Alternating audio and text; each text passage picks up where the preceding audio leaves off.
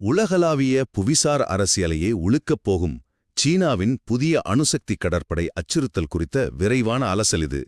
இதுவரை தன் எல்லைகளை மட்டுமே பாதுகாத்து வந்த சீனா இப்போது அமெரிக்காவுக்கே சவால் விடும் வகையில் ஒரு 2 ஆழ்கடல் போருக்கு அதிபயங்கர வியூகம் அமைத்து வருகிறது. முதலாவதாக அந்த ரகசிய அணுசக்தி அசுரன் ஹே ஜியான். சீன மொழியில் ஹே என்றால் அணுசக்தி, ஜியான் என்றால் கப்பல். முழுமையாக அணுசக்தியில் இயங்கும் அவர்களின் 4வது விமானந்தாங்கி கப்பல் இது. இதன் சிறப்பு என்ன தெரியுமா? எரிபொருளுக்காக இது எங்கும் காத்திருக்காது, பல மாதங்கள் நடுக்கடலில் சத்தமின்றி வேட்டையாடும். அமெரிக்காவின் அதிநவீன ஜெரால்ட் ஆர் ஃபோர்ட் கப்பலுக்கு நிகராக டாலியன் துறைமுகத்தில் இது தயாராகிறது.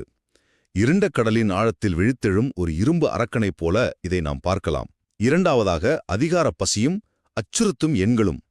போர்க்கப்பல்களின் எண்ணிக்கையில் சீனா அதிகாரப்பூர்வமாக அமெரிக்காவை முந்திவிட்டது. அமெரிக்காவிடம் 219 போர்க்கப்பல்கள் மட்டுமே இருக்க, சீனா 234 கப்பல்களுடன் ஒரு ராட்சச படையை கட்டமைத்துள்ளது. சீன கடற்படையின் 77வது ஆண்டு விழாவில் வெளியான இன்டு த டீப் ஆவணப்படம் இந்த அபாயத்தை உலகுக்கு வெளிச்சம் போட்டு காட்டியுள்ளது.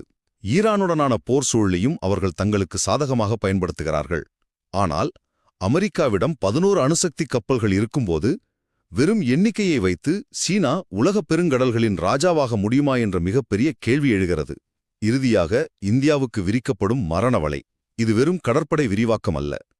பாகிஸ்தானின் குவாடர், இலங்கையின் அம்பாந்தோட்டை என இந்தியாவின் அண்டை துறைமுகங்களை இராணுவ பலங்களாக சீனா மாற்றி வருகிறது.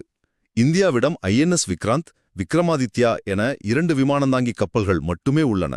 ஆசியாவின் பாதுகாப்பு சமநிலையை முற்றிலுமாக சிதைத்து அதிநவீன ஏவுகணை தொழில்நுட்பத்துடன் இந்தியாவை சுற்றி திட்டமிட்டு பின்னப்படும் இந்த இருண்ட வலை 3ஆம் உலகப் போருக்கான நேரடி எச்சரிக்கை. வல்லரசு நாடுகளின் இந்த ஈவிரக்கமற்ற ஆழ்கடல் ஆதிக்கப் போட்டி மனிதகுலத்தை எப்போது வேண்டுமானாலும் வெடிக்கக் காத்திருக்கும் ஒரு இருண்ட போர்க்களமாக மாற்றியுள்ளது.